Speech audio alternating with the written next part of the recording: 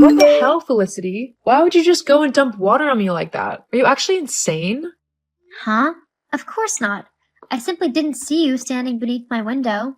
You didn't see me standing beneath your window? That's seriously the excuse you're going to go with?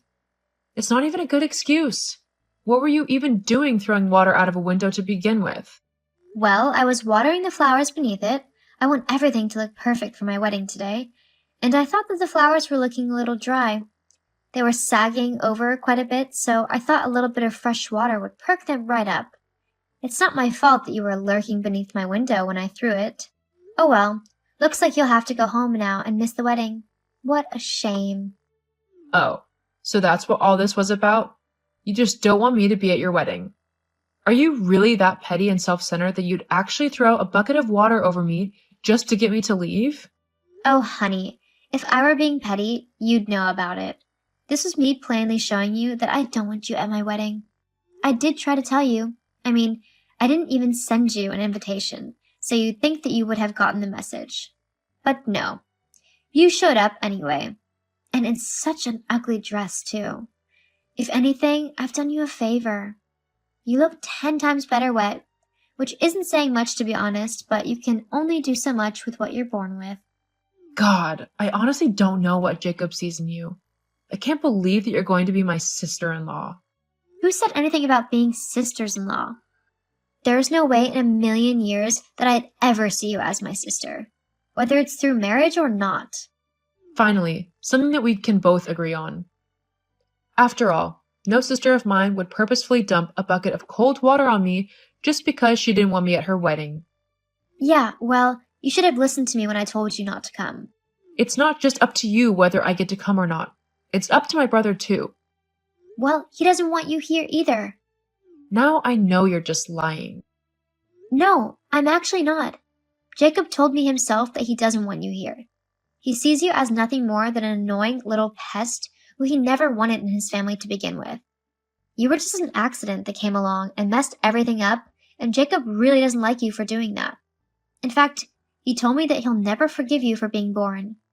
You took all of his dad's attention and hogged it all for yourself. So selfish of you, if you ask me.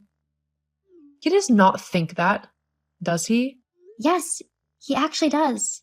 You can even ask him yourself. Fine, I will, and I'll prove you wrong whilst I'm at it. I wouldn't be so sure about that if I were you. Anyway, once me and Jacob are married, we'll be setting things right in the family once again. What do you mean by that? Well, for starters, we'll be getting rid of you. Huh? Yeah, we can't be having some pathetic, selfish, attention-hogging little girl in the family now, can we? I'm guessing that spot's reserved for you, is it? Oh, you're so funny. Anyway, there's no way that my mom and dad would allow that to happen. They'll always have my back, especially against someone as horrible as you. Well, they might be changing their minds very soon. Especially when I tell them that if they don't kick you out of the family, then they won't ever get to spend time with any grandchildren that they might have from me and Jacob. What? You'd actually stop them from seeing their grandchildren if they refuse to kick me out of the family? Yep, not to mention if your dad doesn't give Jacob the company. What's that got to do with anything? There's a reason that I'm marrying your brother, you know. Your dad owns a fairly successful business, one that brings him a decent amount of money anyway, and I want to make sure that I can have a life free of work and responsibilities. That means that in order for me to do that, Jacob needs to take over the company so that he can earn the money and I don't have to get a job. You're not a major threat to that plan, as no one in their right mind would give you the business, but I just want to make sure that nothing gets in the way of my life with Jacob. By getting rid of you, it also means that Jacob won't have to share any of the money that the company brings in, especially if he decides to sell the business off. My dad would never do that to me. Like I said, maybe he would if it meant that he wouldn't get to see his grandchildren. That's so horrible. Why would you even do that? Do you really dislike me that much? I don't just dislike you. I hate you. Why?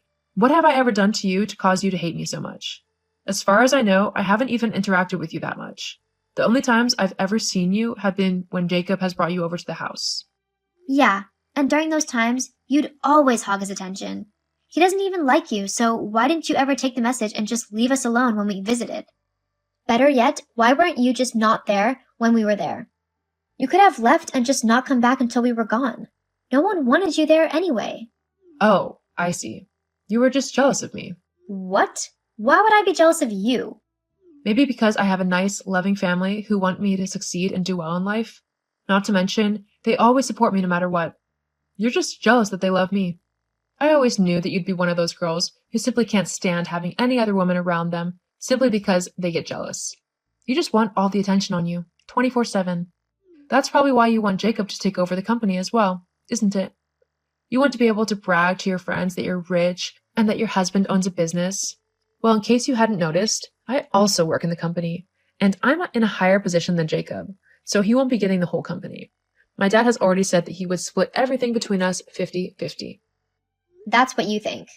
When I'm finally married into the family, a lot of things will be changing. Starting with you. Now get out of my wedding before I decide to throw another bucket of water on you. And don't go through the actual venue. I don't want there to be water all over the floor when I'm trying to have my first dance. Plus, if anyone actually sees you looking like a drowned rat, I would die of embarrassment. Especially if they thought that you were my sister-in-law. So try and sneak out. Got it? Whatever. It looks like it's going to be a lame wedding anyways. What? How dare you say that? My wedding would never be lame. Yeah? Well, I think the lack of a DJ or band would beg to differ. Just get out. Gladly. Sophia, where are you? The wedding's about to start and I can't find you anywhere. You're gonna miss it. I'm not there, Dad. Yes, I can see that, but where are you? You're gonna miss the ceremony. No, I'm not at the wedding anymore. What? Why not? Well, for starters, Felicity chucked a bucket of cold water over me, so I'm drenched from head to toe and absolutely freezing.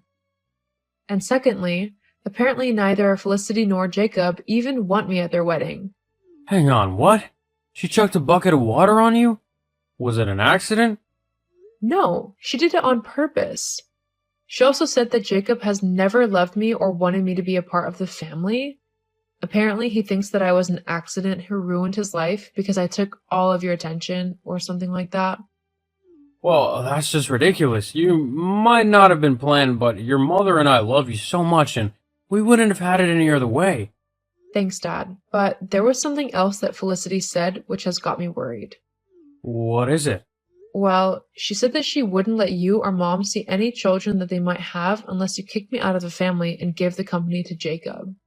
She said that? Yeah. Look, I don't want to be the reason that you don't get to see your grandchildren. So, if you want me to leave, I will. I can figure something out.